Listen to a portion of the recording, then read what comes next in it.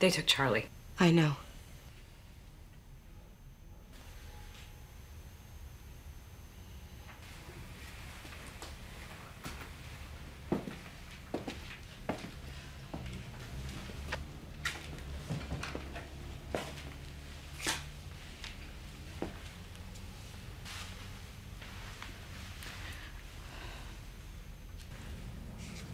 There are feds at QPA.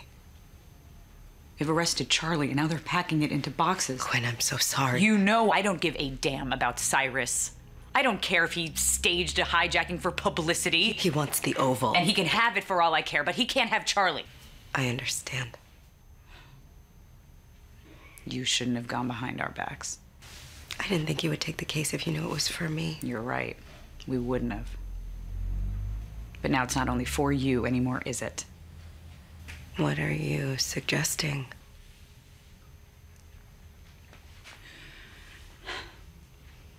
A partnership.